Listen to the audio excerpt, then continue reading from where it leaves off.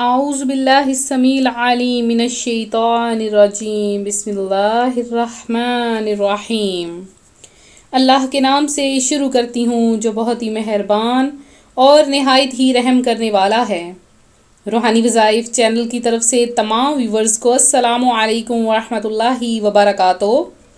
آج میں آپ کے سامنے ایک اپنا ذاتی گھر، گاڑی اور زمین جائیداد بنانے کے لیے ایک ایسا وظیفہ لائی ہوں کہ یہ وظیفہ کرتے ہی آپ راتوں رات امیر ہو جائیں گے۔ تو آپ یہ وظیفہ ضرور کر لیں اور ساتھ میں ہمارا چینل روحانی وظائف کو ضرور سبسکرائب کریں اور بیل آئیکن کا بٹن بھی پریس کریں تاکہ ہر آنے والی نئی ویڈیو سب سے پہلے آپ تک پہنچ سکے۔ پیارے آقا مدینے والے مصطفیٰ صلی اللہ علیہ وآلہ وسلم کا فرمانے بابرکت نشان ہے کہ جو بندہ مجھ پر ایک بار درود پاک پڑھتا ہے تو اللہ تبارک و تعالی کی ذات اس پر 10 رحمتیں نازل فرماتی ہے اور ساتھ اس کے 10 درجات بھی بلند فرما دیتا ہے۔ تو آپ سب بھی پیارے آقا مدینے والے مصطفیٰ صلی اللہ علیہ وآلہ وسلم پر درود السلام کی کثرت کیا کریں۔ آپ چاہتے ہیں کہ آپ کو ہر چیز میسر آ جائے، وہ چیز جو کہ آپ کو دنیا میں بھی فائدہ پہنچا دے، آخرت میں بھی فائدہ پہنچا دے۔ تو دنیا میں تو محل ہر کوئی بنا لیتا ہے، اب آپ چاہتے ہیں کہ جنتی محل بھی ہو اور اس کی قیمت بھی معلوم ہو جائے آپ کو۔ تو جنتی محل کی قیمت کیسے معلوم کریں گے؟ آج میں آپ کو آج کے اس چھوٹے سے واقعے میں بتاؤں گی کہ حضرت انس بن مالک رضی اللہ تعالی عنہ سے مروی ہے، ایک دن رسول اللہ صلی اللہ علیہ وآلہ وسلم ہمارے درمیان جلوہ فرما تھے کہ اچانک مسکرا دیے، حتیٰ کہ آپ کے سامنے کے دندان مبارک ظاہر ہو گئے۔ یہ دیکھ کر حضرت عمر فاروق اعظم رضی اللہ تعالیٰ عنہ نے عرض کی، یا رسول اللہ صلی اللہ تعالی علیہ وآلہ وسلم، میرے ماں باپ آپ پر قربان، کس چیز نے آپ کو ہنسایا؟ ارشاد فرمایا، میری امت کے 2 شخص اللہ کریم کی بارگاہ میں گھٹنوں کے بل کھڑے ہوں گے تو ان میں سے ایک کہے گا، اے میرے پروردگار اس سے میرا حق دلوا۔ اللہ کریم دوسرے سے ارشاد فرمائے گا، اپنے بھائی کا حق دو۔ وہ کہے گا، اے میرے پروردگار میرے پاس تو کوئی نیکی نہیں بچی۔ اللہ کریم مطالبہ کرنے والے سے ارشاد فرمائے گا، تمہارے بھائی کے پاس تو کوئی نیکی نہیں ہے، اب تم اس سے کیا چاہتے ہو؟ وہ کہے گا، اے میرے پروردگار یہ میرے گناہ اپنے سر لے لے۔ اتنا فرمانے کے بعد آپ صلی اللہ علیہ وآلہ وسلم کی مبارک آنکھوں سے آنسو روا ہو گئے۔ پھر ارشاد فرمایا، بے شک وہ ایک بڑا دن ہے جس میں لوگ اس بات کے محتاج ہوں گے کہ کوئی ان کے گناہوں کا بوجھ اٹھائے۔ پھر ارشاد فرمایا، اللہ کریم مطالبہ کرنے والے سے ارشاد فرمائے گا، اپنی نظر اٹھا کر جنت میں دیکھ۔ وہ کہے گا، اے میرے پروردگار میں چاندی سے بنے شہر اور سونے سے بنے محلات دیکھتا ہوں کہ جن میں موتی جڑے ہوئے ہیں۔ یہ کس نبی کے لیے ہے؟ یہ کس صدیق کے لیے؟ یہ کس شہید کے لیے؟ اللہ کریم ارشاد فرمائے گا، یہ اس کے لیے ہے جو اس کی قیمت ادا کرے۔ وہ عرض کرے گا، اے میرے پروردگار اس کی قیمت کس کے پاس ہوگی؟ اللہ کریم ارشاد فرمائے گا، تمہارے پاس اس کی قیمت ہے۔ وہ عرض کرے گا، اے میرے پروردگار وہ کیا ہے؟ اللہ کریم ارشاد فرمائے گا، تمہارا اپنے بھائی کو معاف کر دینا۔ وہ عرض کرے گا، اے میرے پروردگار میں نے اپنے بھائی کو معاف کیا۔ اللہ کریم ارشاد فرمائے گا، اپنے بھائی کا ہاتھ پکڑ اور جنت میں داخل ہو جا۔ یہ فرمانے کے بعد آقائے نامدار مکی مدنی تاجدار صلی اللہ علیہ وآلہ وسلم نے ارشاد فرمایا، اللہ کریم سے ڈرو اور آپس میں صلح صفائی رکھو، کیونکہ رب کریم قیامت کے دن مومنین کے درمیان صلح کرائے گا۔ تو اس حدیث مبارکہ سے یہ ثابت ہوا، پہلی بات کہ قیامت ابھی قائم نہیں ہوئی، میدان محشر کے معاملات، بندوں کے حساب و کتاب اور جزا و سزا کے فیصلے کا وقت ابھی آنا باقی ہے، مگر قربان جائیے نگاہ مصطفیٰ اور علم مصطفیٰ کی شان و عظمت پر۔ رب کریم کی عطا سے آپ نے قیامت سے پہلے ہی قیامت میں ہونے والے واقعات کو نہ صرف ملاحظہ فرمایا بلکہ صحابہ اکرام کے سامنے اس کا اظہار بھی کر دیا۔ دوسری بات یہ کہ بندوں کے حقوق کا معاملہ بہت نازک ہے کہ میدان محشر میں ایک بندہ اپنا حق طلب کرنے کے لیے دوسرے بندے کے خلاف بارگاہ الہی میں دعویٰ کرے گا۔ افسوس، دین سے دوری اور بے عملی کے سبب اب لوگوں نے بندوں کے حقوق کے معاملے کو بہت ہلکا سمجھ لیا ہے۔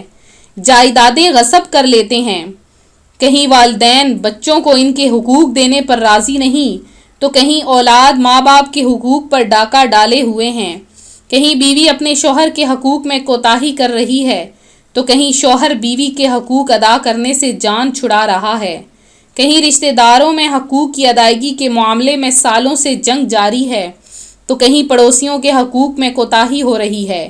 یاد رکھیے، اگر کسی نے کسی کا حق مارا تو عقل مندی اسی میں ہے کہ وہ یہیں پر ادا کر دے یا معاف کروا لے، ورنہ آخرت میں شدید رسوائی کا سامنا کرنا پڑ سکتا ہے۔ چنانچہ رسول ہاشمی مکی مدنی آقا صلی اللہ علیہ وآلہ وسلم نے ارشاد فرمایا ہے، قیامت کے دن تم لوگ ضرور حق اداروں کو ان کے حقوق سپرد کرو گے، حتیٰ کہ بے سینگ بکری کا سینگ والی بکری سے بدلہ لیا جائے گا۔ مطلب یہ کہ اگر تم نے دنیا میں لوگوں کے حقوق ادا نہ کیے تو ہر صورت میں قیامت میں ادا کرو گے، یہاں دنیا میں مال سے اور آخرت میں اعمال سے۔ لہٰذا بہتری اسی میں ہے کہ دنیا ہی میں ادا کرو ورنہ پچھتانا پڑے گا۔ تو حقوق العباد، آپس کے حقوق جانوروں کو بھی ادا کرنے ہوں گے، اس کے ملحق جانور بھی ہیں۔ تیسری بات یہ کہ آپس میں صلح صفائی سے رہنا، کہ اللہ کریم کو بہت زیادہ یہ پسند ہے۔ رب کریم قیامت کے دن بھی اپنے بندوں کے درمیان صلح کروا کر انہیں جنت میں داخلہ عطا فرمائے گا۔ اگر ہم اللہ کریم کو راضی کرنا چاہتی ہیں، اگر ہم رسول کریم صلی اللہ علیہ وآلہ وسلم کو راضی کرنا چاہتے ہیں، اگر ہم اللہ پاک سے ڈرتے ہیں، اگر ہم جنت میں داخل ہونا چاہتے ہیں، اگر ہم دنیا کی بھی لذتیں حاصل کرنا چاہتے ہیں، مال و دولت حاصل کرنا چاہتے ہیں، اپنا خود کا گھر چاہتے ہیں، اپنی خود کی گاڑی چاہتے ہیں، تو ہمیں چاہیے کہ ہم خود آپس میں صلح کرتے رہنے کی عادت بنائیں اور صلح کروائیں۔